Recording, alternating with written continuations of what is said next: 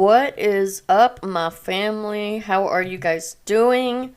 I hope that you had a wonderful Thanksgiving. I know that I did. I actually went and traveled and saw some family in Illinois. It was a wonderful time. Man, I love family. It was the first week I ever had in a while, long time, since I have just been able to relax and not worry about schoolwork or really anything, honestly. So it was a definitely much needed break. So let me update you on some things that I kind of have planned. So today we are going to do Charlie Manson Part 2, which I know you guys have been looking forward to. And now that we are going to kick off the Christmas season, or, holiday season, however you celebrate, we are going to dive into the psychology of Christmas and holidays, and perhaps even look into the darker side of the holidays. There are some wild traditions or wild cultural things that people do that, I don't know, from my point of view, they are quite insane. So I figured we'll be a little bit festive and go in that direction. Well, I hope you're ready to dive in today. I am your host, Katie Gonzalez, and you are listening to What the Psychology.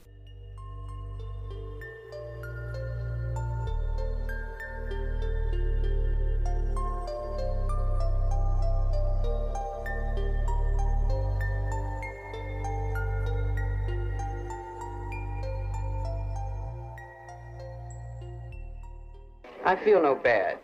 I know no bad. Bitter? Bitter? No. No. I have a question. Are you guilty of any murders? Are you guilty of plotting any murders? I killed a chicken once. Any human beings? No, no. You're absolutely innocent of any conspiracy to commit murder or telling anyone to commit murder or planning it? I'll plead guilty to the Indians. Okay, so last episode when we talked about Charles Manson, we dived more into him himself, his childhood, and I guess how he manipulated people and the cult and antisocial personality. So today I want to talk about more about what went on, about the members of the family, the trial.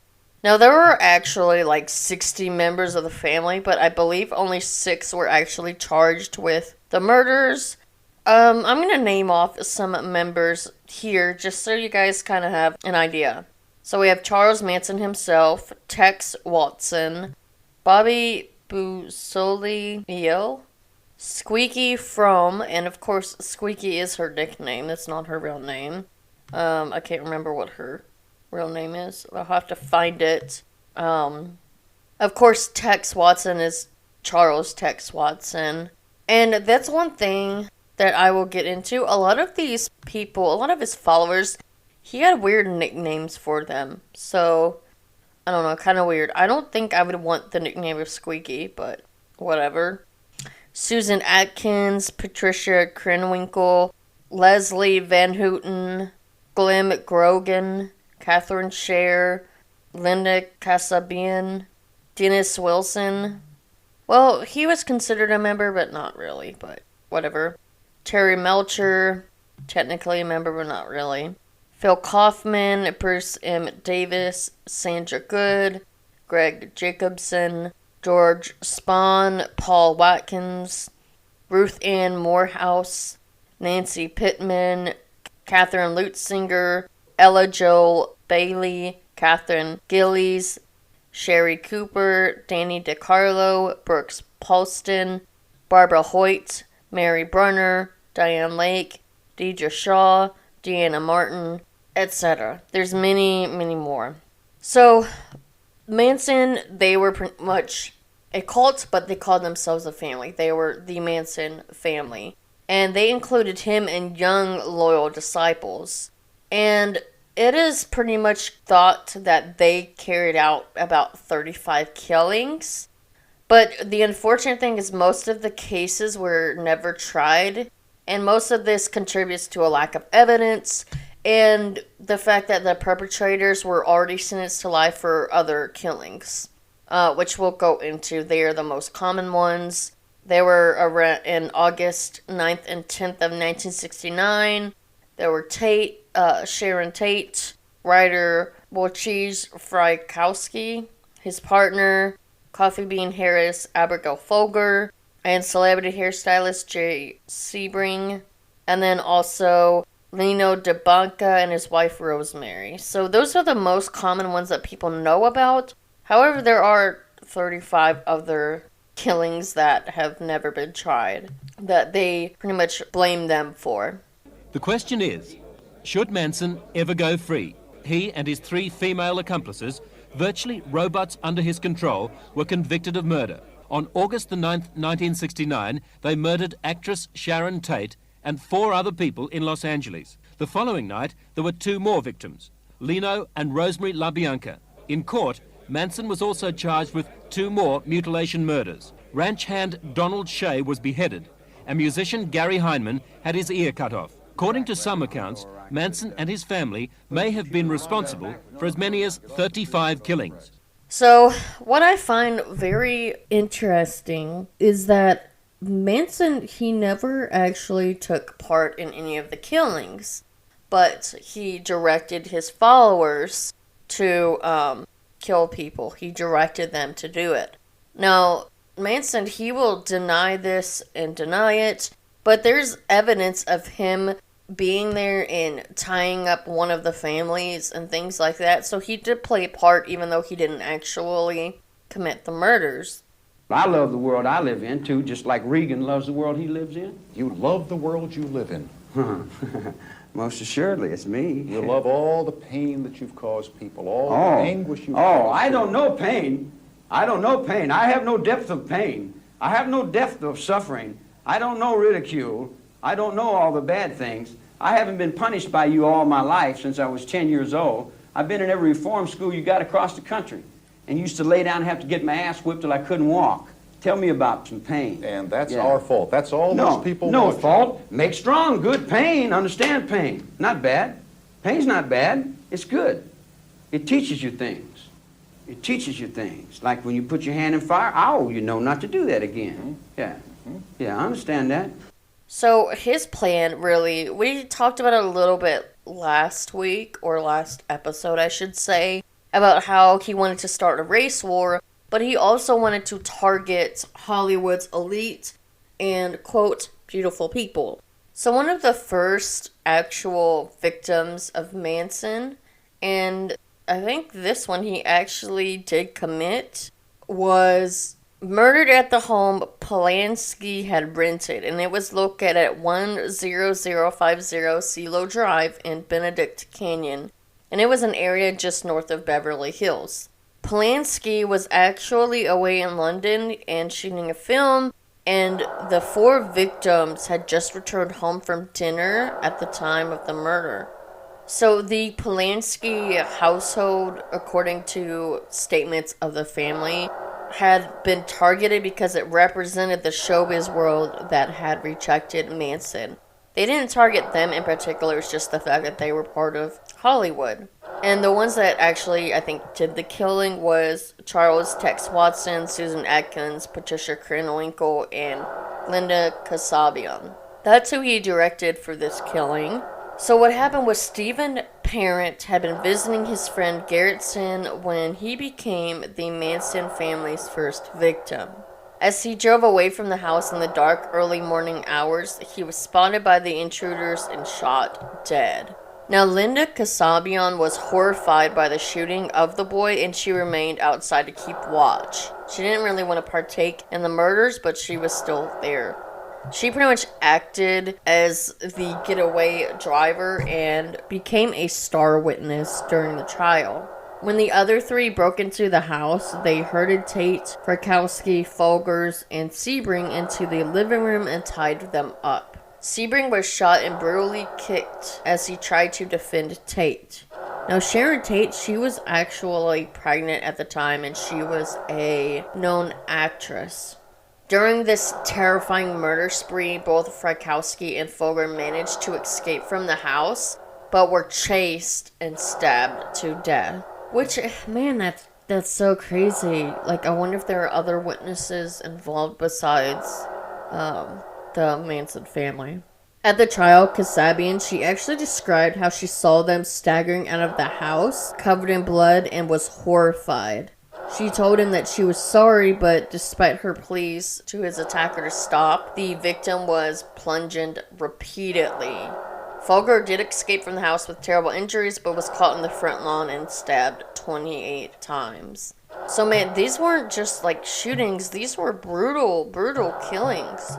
And when it comes to Tate, she was 8 months pregnant. She was about to give birth, pretty much. And she pleaded for the life of her unborn child. But she was actually mercilessly stabbed in the stomach by Atkins. Kasabian told of Atkins' chilling words to Tate before she stabbed her. She said, "Look, bitch, I have no mercy for you. You're going to die, and you better get used to it." Atkins then used Tate's blood to write the word pig on the front door. However, instead of this brutal massacre stating the pathological Manson, he criticized the murderers for being sloppy. What happened that night you all went to Sharon Tate's house? What really happened? Well, I remember getting in the car with Tex and Tex Watson and my other 2 co-defendants, 3 co-defendants actually. And before I ever got in the car, Tex and I had our own special little stash of cocaine. I think it was cocaine or methadone, I'm not sure which. It was speed, and we both snorted some speed and got in the car. We were very, very wired. And we drove to the house with instructions to kill everyone in the house. From Charlie? Yeah. And not just that, but that we were instructed to go all the way down every house, hit every house on the street? On the street, yes. And kill all the people in those houses? Kill all the people in all those houses. And we went into the house, and I remember that as we went in, a car came up to the driveway, and I remember Tex getting out, and without saying anything, there were gunfire shot. I was in the bushes, and... That's when the young boy, Stephen Parent, was killed. Was killed. In the car, outside. Right. The people in the house were all brought into the living room and tied up, and I remember that Wojtek Bakowski, I believe is his name, I had tied his hands with a towel and then was instructed to kill him. And I raised the knife that I had in my hand, and I couldn't put the knife down. I couldn't bring it down. It was just as though there was a force there that held my wrist, and I couldn't move. And as he saw that I couldn't move, then he very easily undid the ties, the towel that I had tied his wrist with, and he and I began to fight. And I remember I was screaming for help, and he was screaming for help, and then Tex came and helped me, and I was left to sit and watch Sharon Tate. And about that time, all I can remember seeing is people just scattering in different places and running in different places, and I was left sitting with Sharon Tate, and she was talking to me, and I remember that I felt nothing. I felt absolutely nothing for her as she begged for her life and for the life of her baby. And I remember when we first went in, one of the people said, "Who are you?" And Tex said, "I'm the devil, and I'm here to do the devil's business." And I remember that in my conscience, it's so alive in me, even just recalling it. I remember that I had gone so far and there was no turning back. Even if I had wanted to run, even if I had wanted to leave, I couldn't. It was like I was caught in something that I had no control over. I had absolutely no say-so as to what was happening there. I was just like a tool in the hands of the devil is the only way I can put it. And I believe that it was by the grace of God that my hand did not go down with that knife on Wojciech Bakowski's chest. I believe that... Well, who did kill those people? That night? Yeah. Tex. So those were like the first murders. The following night, Manson took the family members Watson, Krenwinkel, and Leslie Van Houten to the Los Feliz address of the LeBiancas, and the couple was murdered in a similarly horrifying fashion. Now, what is very ironic is that Manson and his family, they were arrested not on suspicion of the Tate LeBianca murders. They were actually arrested because it was thought to believe that they vandalized a portion of the Death Valley National Park while they were hiding out in the Mojave Desert. So it's kind of crazy. They weren't even suspects in those two murder cases, but it was for a simple, I wouldn't even say simple, but it was vandalism. It wasn't on the charge of murder. What is crazy is that when the county sheriff took them into custody, like I said, he did not realize that they were involved in the murders. But it was through the confession of Susan Atkins while she was held in detention. She was actually suspect of murdering Gary Hinman during an unrelated incident. That led detectives to realize that Manson and his followers were involved in the killings. There are various motivations that were examined during the course of the trial, and the most feasible was that Manson's pathological ego, his insanity, and his belief in Armageddon were influences that led him to leave behind a trail of destruction. We kind of talked about that last episode a little bit. Not only that, but he believed that he was the new Messiah. In some cases, he says he doesn't believe that he was Jesus, but that's who the new Messiah would be. And that he thought that after a nuclear attack, he and his followers would be saved by hiding in a secret world under the desert. His prophecies, visions, they included a belief that the race war would result in a black victory, and Manson, along with his family members, would have to mentor the black community as they would lack experience to run the planet. That in itself just sounds racist. What? Like he believed that black people weren't capable to run the planet? That's what it sounds like. These beliefs extended out to that him and the family, they were to be beneficiaries of the race war, and he told his followers that they had to help initiate it, which is crazy. So according to defense witness and killer Van Houten, this was the primary reason why they murdered the La Biancas. Manson had taken the wallet of murdered Rosemary LaBanca with the intention that he would deposit it in a section of LA where an African American might find it, use it, and then possibly have the murders pinned on them. So he was trying to blame these murderers on black people, African Americans, by starting a race war. But it's like these people don't even realize, they're just so dumb, and they don't realize the facts of evidence. And even back in 69, I mean, they can do fingerprints, blood splatter. DNA wasn't really a thing yet, but they still had methods to like figure things out and see who was there. You have witness testimonies, and then you have outright members actually saying that they were there or witnessed these accounts. So it's wow.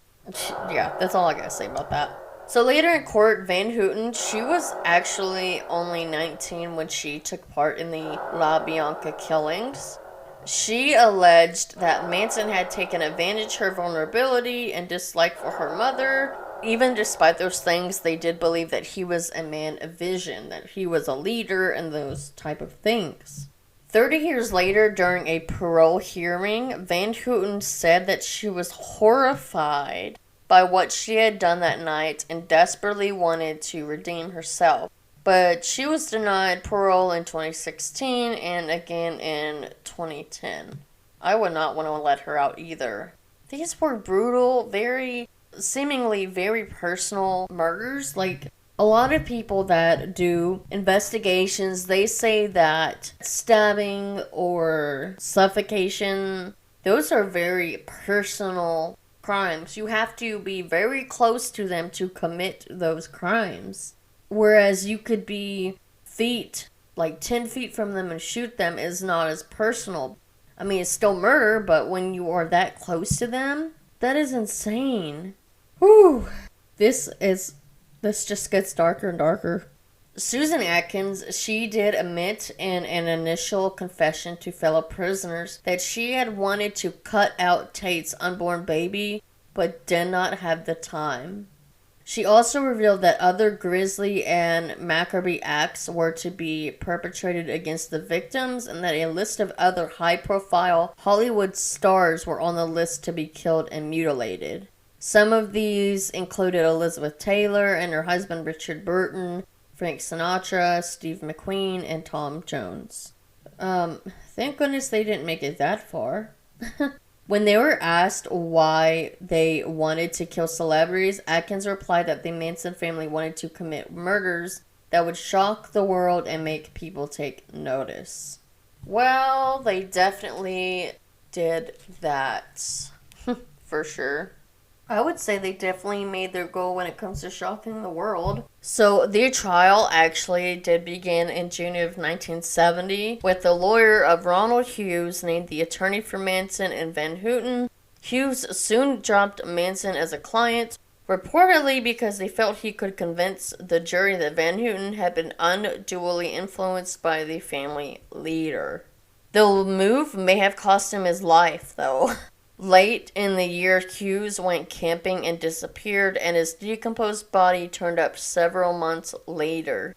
It is thought that he was the victim of a retaliation killing by the members of Manson's family.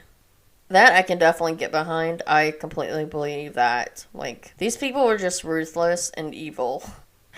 I am actually kind of surprised that they didn't go after the members of their group that witnessed or were testifying against them, but whatever. Also, during the trial, Manson released an album titled Lie in an effort to raise money for his defense.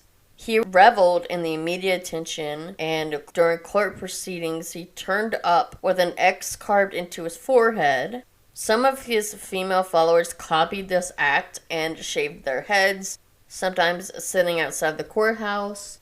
The X was gradually modified until it turned into a swastika. Some of the girls, they would sing while they were walking to court together, and they would giggle, exchange grimaces with Manson. They pretty much showed no remorse for their crimes.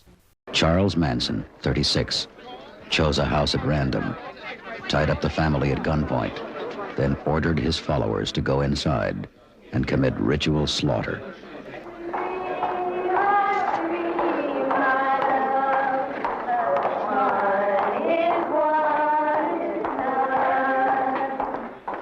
During her trial in 1970 and 71, she seemed a horrifying combination of confused little girl and cold-blooded murderer. And like all of the others in the Manson family, Susan Atkins' loyalty to the man who led her life where it went was absolute. So when Charles Manson shaved his hair off, she did too. And then, just as he had done, she and her co-defendants all carved X's into their foreheads.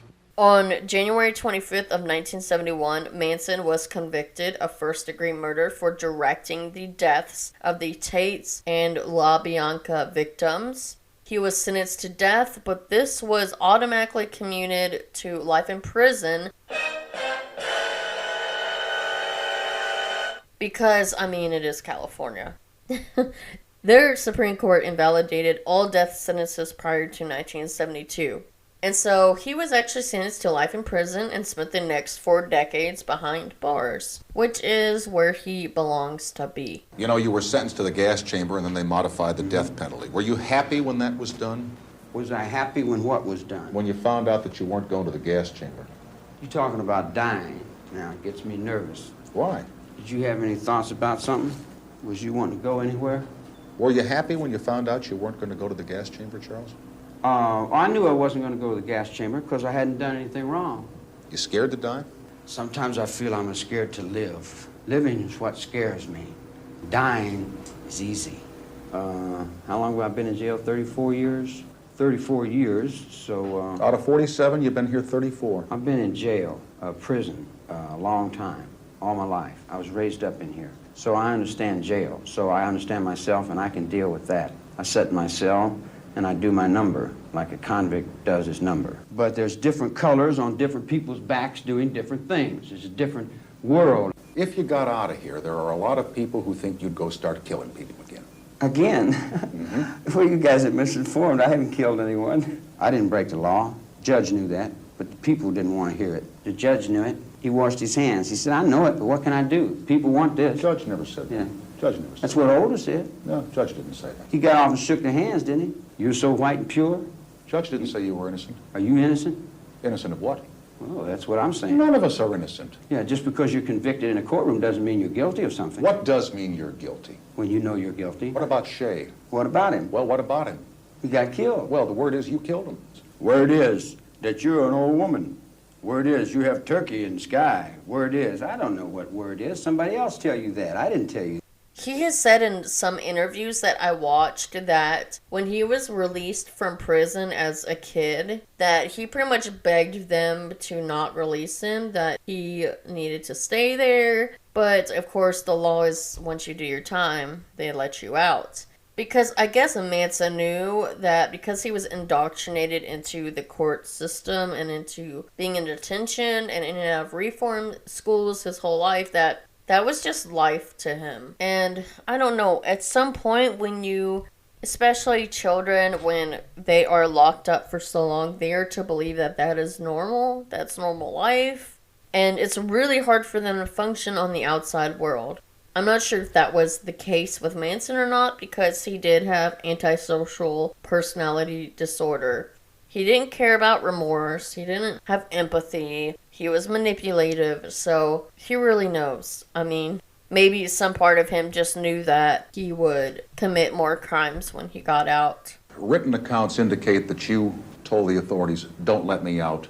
I can't cope with the outside world. Do you have a recollection of that? And you make a desperate plea out of something, man. There's no desperate plea out of it. I say I can't handle the maniacs outside. Let me back in. I didn't use the word desperate. That's your word, Charles. Yeah, well, your inflection and your voice tones were implications there. Well, you use the word maniacs on the outside. How are you different from the maniacs on the outside? And why do you call them maniacs? Because you know something, they think you are one. Yeah, it would reflect. If you hold the negative up to the light, you don't see the light, you just see the negative. So I'm a reflection of your negative, there's no doubt about that. And I can handle that also. I've been handling, ain't I? I don't know, have you? Well, I've been up and down these damn hallways, in and out of these nut wards for the last 10 years. You think you could follow that act? I'm playing for my life. You working for money. When you say you're playing for your life, am I to assume that you think that someday you're going to get out of here? Get out of here. Get out of here. Where would I go now? Let's see. What would you do if you got out of here? If I got out of here. What if they said to you tomorrow morning, Charles, hey, listen, you're free. You can go wherever you want to go. Do whatever you want to do. What would you do? I'll probably go out front on the grass and sit down. Now, Kasabian Shi was granted immunity for her part as a star witness. Susan Atkins was sentenced to death, but her sentence was later commuted to life in prison. And she was incarcerated from 1969 until her death in 2009. Manson, he died in 2017. I'll go over more into that. It was of natural causes. It wasn't anything weird. And at that point, he had been in prison for more than 40 years for his crimes. What is crazy is days before his death, he was admitted to a hospital in Bakersfield, California. But there were no details about his medical condition or his location. They weren't disclosed due to privacy and security reasons. And he was actually hospitalized earlier in the year. So, Manson had been serving time in Corcoran State Prison in California since 1979. In 2012, he had been denied parole for the 12th time. Which is pretty good. He needed to stay there. He needed to rot. That's just how it is. I want to talk about some of the other members as well and what happened to them. Because not all 60 members of the Manson family were sentenced, and I don't even think all of them participated in the murders. Like, it seemed like only a few of them did, but I guess they all get a bad rap. But also, it's hard to know if and what made them want to be part of the family. I guess they felt like they had nowhere else to go, like they just wanted to be part of this hippie type movement and do drugs and have music and those kind of things. And maybe some of those just did not expect what he was really capable of and what he would do. Now let's do some background on these members, okay? because I want you to get a picture of them, how they grew up as well, and those type of things, because I do think it is important in an extent to kind of know maybe why they wanted to join his cult in the first place. So, Susan Atkins, she murdered Sharon Tate. She was born on March 7th, 1948 in California. She was born to alcoholic parents. She was a shy child and left vulnerable as her family life continued to go downhill pretty much. Her mom died of cancer, and then her father just abandoned her and her brother. And so they bounced around from various relatives' homes until she met Manson, and that's when she joined the family. She actually did believe that Manson was Jesus, and she became a hard-charged follower. She was charged of murdering Sharon Tate, and she did admit that she was unsure of why she did. Although she did end up expressing remorse, she was denied parole many times, and she succumbed to brain cancer in 2009. At 21, Susan Atkins would become the most visible member of a ragtag bunch of killers, the Manson family. A one-time nice little kid as she grew up in Northern California, Susan became a popular babysitter, captained her school swimming team, and sang in the church choir. Then when her mother died, Susan Atkins ran away from home, and she fell in with a dangerous little man who would spend virtually his whole life in jails. And so at 18, Susan Atkins became one of Charlie's girls, as they were called, one of the first. More would join her, and in time, all of them would develop a fanatical loyalty to Charles Manson, nurtured by his persuasiveness and hyped by the unrelenting use of drugs. So after 300 LSD trips in 2 years, when Manson sent Susan Atkins and others of his family to kill, they did it. Later, looking, sounding, and acting crazy, Susan Atkins would spill it all and tell a grand jury what happened. With terrible detail, she would describe how she murdered movie actress Sharon Tate and her yet unborn baby, and then participated in the murder of 4 others on that hot summer's night at the actress's Hollywood home. So that's her story. Leslie Van Houten, she murdered Lino and Rosemary LaBianca. She was born on August 23rd, 1949 in LA. She began using drugs at 15, ran away from home, and she only returned briefly to finish high school. When she was 17, she got pregnant, and her mom forced her to have an abortion. And that's when she left, and she found Manson and became a heavy user of LSD and other psychedelic drugs. She was only 19 when she was charged for murdering the LaBiancas, and over the years she has been denied parole, but she did get another shot in January of 2020, which was actually her 20th attempt.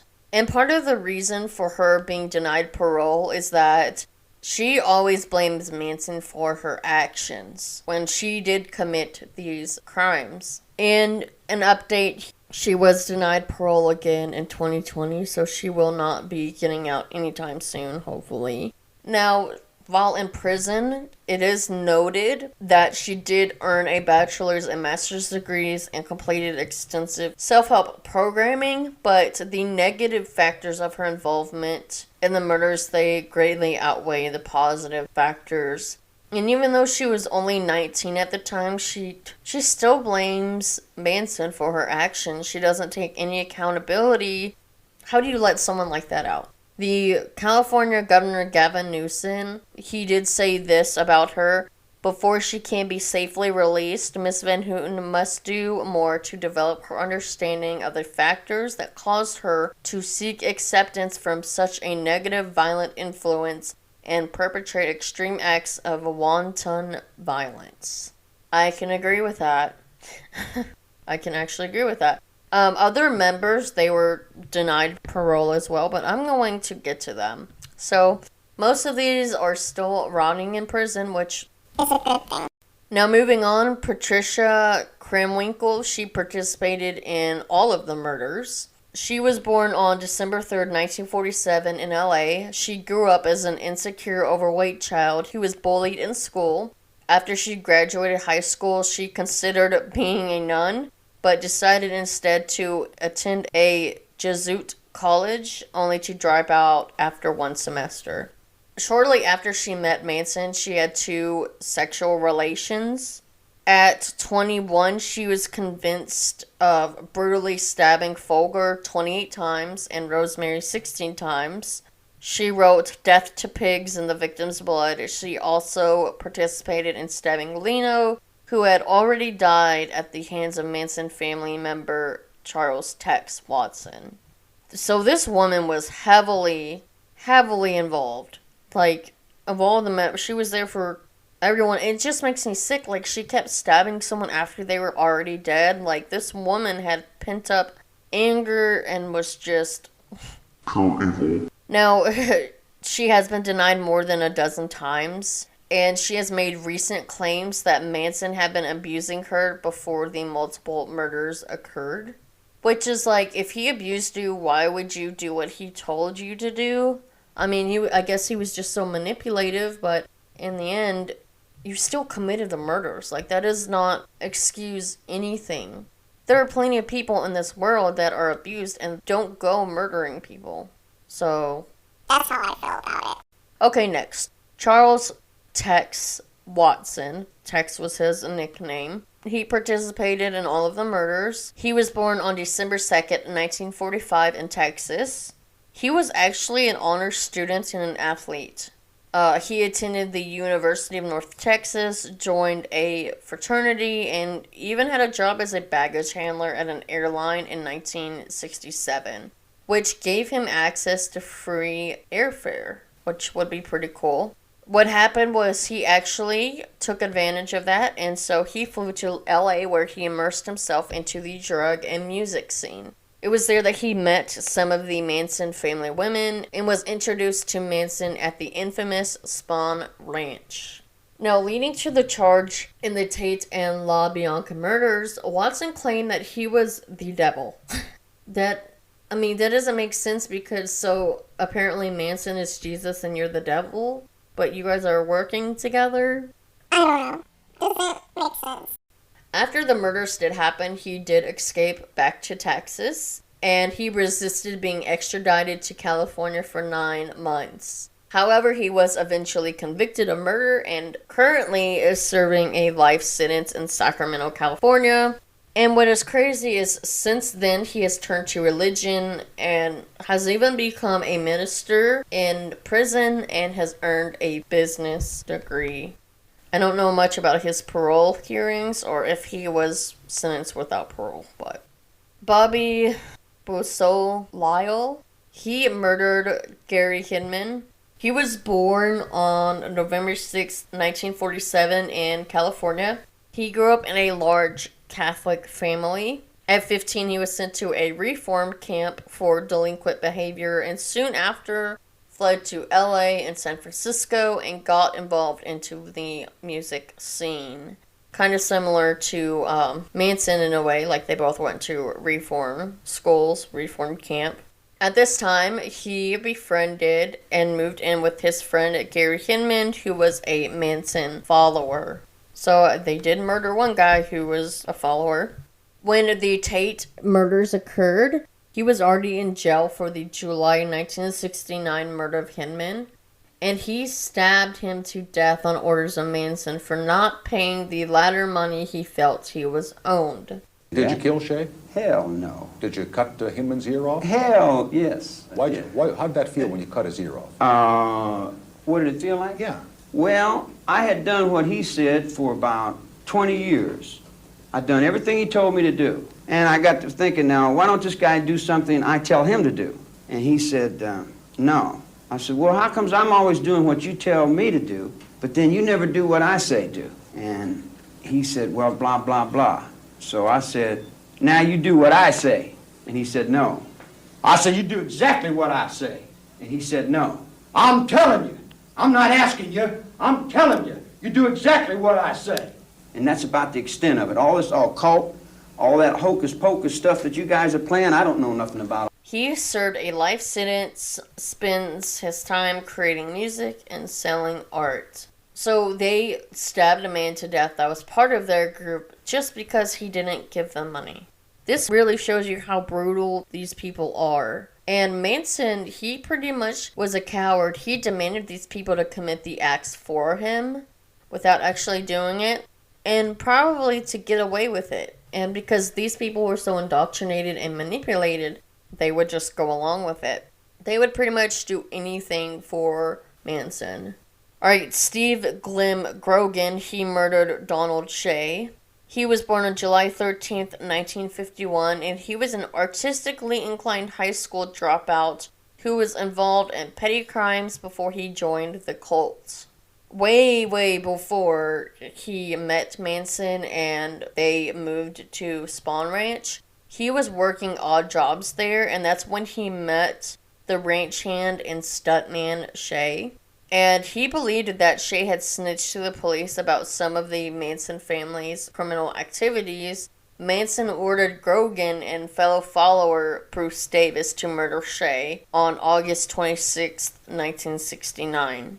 Now, although Grogan was originally sentenced to death, the judge actually reduced his sentence to life in prison because he felt that Grogan was too intellectually inept and high on drugs to have planned the murder. What is insane is that Grogan did receive parole in 1985 after revealing to authorities the location of Shea's remains. Wow, crazy. Bruce Davis, he murdered Gary Hinman and Donald Shea as well. He was born on October 5th, 1942 in Louisiana, and he was the editor of his high school yearbook and attended college in Tennessee. Which, by the way, we don't claim him. For a few years, before traveling to California in the early 1960s. He did meet Manson and some of his female followers in Oregon, and eventually became Manson's right-hand man. He was present during the murder of Hinman and actively participated in the torture and killing of Donald Shea. Although he was temporarily on the lam for a time, he turned himself in to authorities in 1970. Having become a preacher in prison, he is still serving a life sentence and has been continuously denied parole. And don't worry, we're not going to go over every single member, but the important ones that were kind of involved here. So, just a little heads up. Linda Casabian, she was born on June 21st, 1949 in Maine. She moved to LA in 1968. She met Manson through Catherine Gypsy Share and moved to the Spawn Ranch with Manson and his families. At first, she found Manson's message to be peaceful, but his tone eventually changed to one of violence and paranoia. And I'll do it.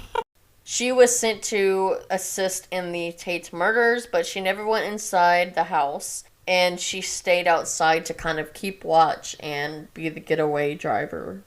When it comes to the La Bianca murders, she just stayed in the car, and she eventually left the scene with Manson. So he was there, whether he was in the car or what, and it said that he tied them up, so he was there. Here's another newspaper account that you can now speak to since you haven't done it before. That on the night following the killings at the house on Cielo Drive in Los Angeles, you accompanied 4 people to a home occupied by Mr. and Mrs. Leo LaBianca. Yeah. That you went inside that house and you tied them up and assured them that they were not going to be hurt.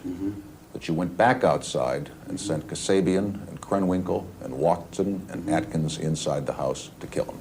True or false? Did you do that? Did I kill anyone? No. Did you go in and tie up the LaBiancas that night? Very simple question. That night. August 10th, 1969. That night.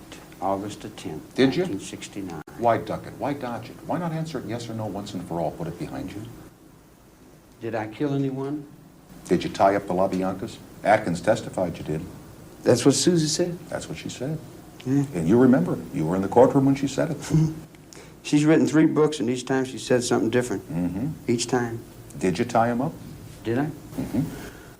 Well, we came down from Abilene, and Let's stay in Los Angeles, August 10, 1969. there was a hole-in-the-wall gang there. Why don't you want to talk about it, Charles? Why don't you want to... Because I'm an outlaw, and I go so far, and then that's all you know. And if you did, That's like asking Jesse James. and if did you and if and shoot if somebody? and if, as others have written and as others have testified and as the media has reported, you did that, Yeah. and you sent your friends back in to do the deed, aren't you a coward? My friends back in to do the terrible deed. Doesn't The that make wicked you? deed. Ta-da. Did we have the castle there with the vampires and the Frankenstein and the bugs and lizards dying in the deserts? Did we have the water that's dying and the whales are being killed and the seals are Here dying? we go again. Lay it off on somebody else. Let's Well, point to all the other Oh, injustices. I'm in the world all by myself? Yeah, Yeah. on this one you are. Yeah. Yeah. Who's okay, if that's the way you see it for you. You've never talked about this before, but I'm going to try it one more Yeah. time. So Kasabian eventually turned herself in, but she became a lead witness and received immunity. So, I mean, I guess it's unsure if she actually really did take part, or if she was just, if everything she said was true, but maybe she did take part and now she was just the first to kind of run and tell authorities, or, you know, turn herself in and then try to play the witness role. Who knows, that happens sometimes. Now, Lynette Squeaky Frome, she was probably one of Manson's most trusted associates, but she had no hand in the murders at all. She was born on October 22nd, 1948 in California, and she was not there at either scene. However, she was a fixture in front of the LA courthouse during Manson's trial. She remained loyal to him throughout, and even after Manson was convicted, he was moved from prison to prison, and she moved from town to town to be near him. Now, what is crazy is in September of 1975, she actually pulled a gun on President Gerald Ford in Sacramento. She was convicted of the attempt assassination and sentenced to life in prison. The trial ended with her throwing an apple at the face of the prosecuting attorney, which knocked off his glasses. And in December of 1987, she escaped from a West Virginia prison in an attempt to meet up with Manson, who she heard had developed cancer. She was captured and imprisoned until 2008 when her parole was granted, and that's when she was released in 2009. So that's it for like the majority of the members that were most prominent in the murders and were still loyal supporters. Now you have to remember there were a lot of other crimes that were committed that had lack of evidence, so who's to say that other members committed crimes that just weren't prosecuted, or if it was just the same few that did commit those crimes? Who really knows? One thing to note is that some former members, they did testify against Manson and the others during the trials. A lot of the members that were not part of the murders or weren't convicted of them, they did go on to eventually, like, get married, have kids, live normal lives, things like that. But who really knows what happened? There are even some members who would appear in documentaries and things like that, but some of the things they said were actually not true. So it's really hard to say. Some things that are really important about the Manson family is it is important to know that they were a nomadic commune and they were anti-establishment. And in a lot of interviews with Manson, he will point the finger at, like, the interviewer and pretty much say that the only thing that he is guilty of is the Indians, which I guess he's talking about the Native Americans and when America was found.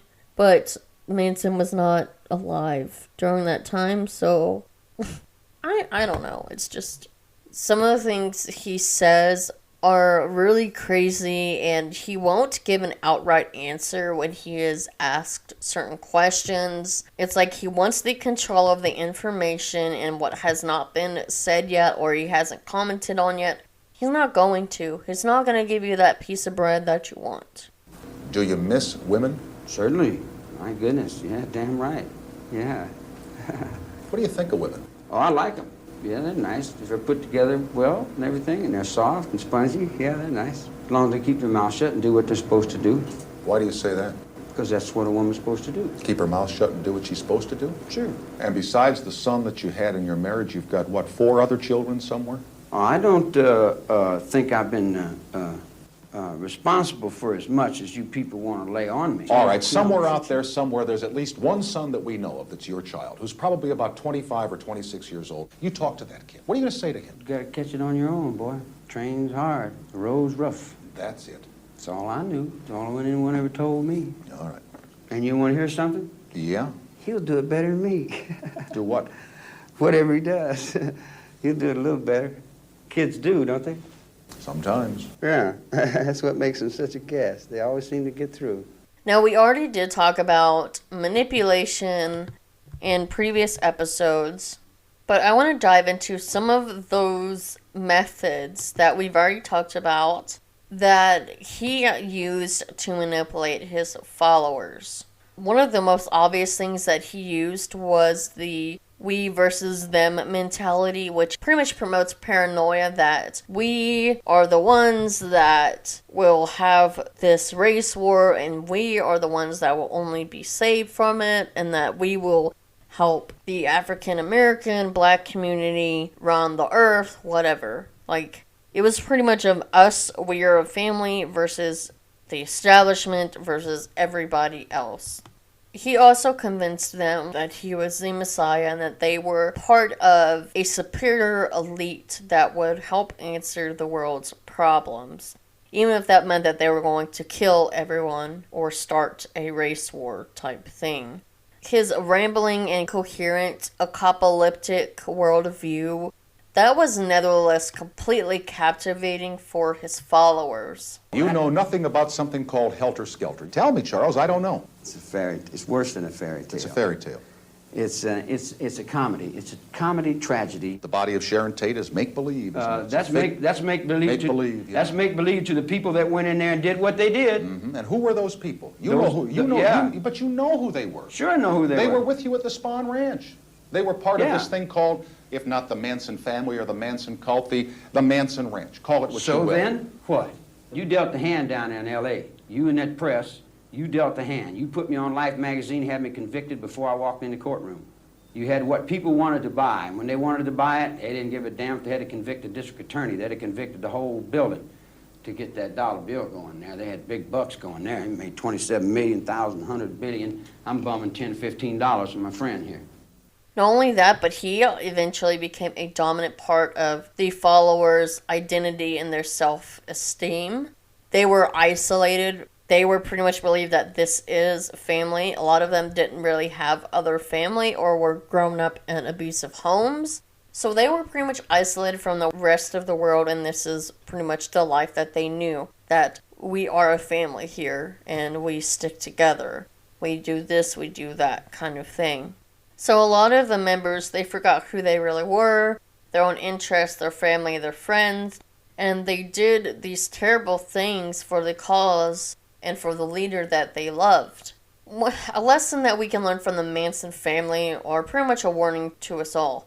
Question everything, think critically, don't believe that any single person has all of the answers, be wary of charisma and charm, and people who are devoted to a Messiah-like leader, because while it is great to believe in big, beautiful ideas, it can also be the road to destruction. Manson's lasting legacy is hopefully that people will increasingly see through BS, that they will be quicker and avoid such leaders like him that devote themselves to pretty much evil. And it's crazy, like I've said before, people can be easily duped. And it is quite frightening how that does happen and how people can be sucked into believing that their life is dependent on one person who has wonderful insights, but on the other side is actually a murderous psychopath. And that's the same case in Jonestown as well. They believe that Jim Jones was greatness and that they wanted to follow him, but in the end he ended up killing them all or have them commit suicide. So these people, they have no remorse. Like, Manson has no remorse, or I should say had no remorse because he's dead now. Jim Jones had no remorse because he is dead now. And what is crazy is, do these believers actually believe themselves that much? that they are what they say they are, that they are the Messiah, or that they will save the world, or whatever? Do they actually believe that? Or do they just want that belief so manipulated that other people will believe them and do what they say? Really good question, isn't it? Well, I hope you enjoyed this episode and the dive more into these. And I didn't want to go into too much detail because I know some people don't like those details. I try to give a fair warning, but I do think it is important because we need to know how gruesome these things actually were, these crimes that were committed, and that these are real victims, real people that had so much potential that were killed. I mean, Sharon Tate was an actress, and then she could have went so much far. She had a baby on the way. Who knows what would have actually happened? And although we cover a lot of the evildoers of these crimes, I only do that in a sense of it's more about psychology. It's not about them. What is really important is the victims and their story. And unfortunately, their story is part of this evil doing. With that, I am your host, Katie Gonzalez, and you've been listening to What the Psychology. Stay psycho.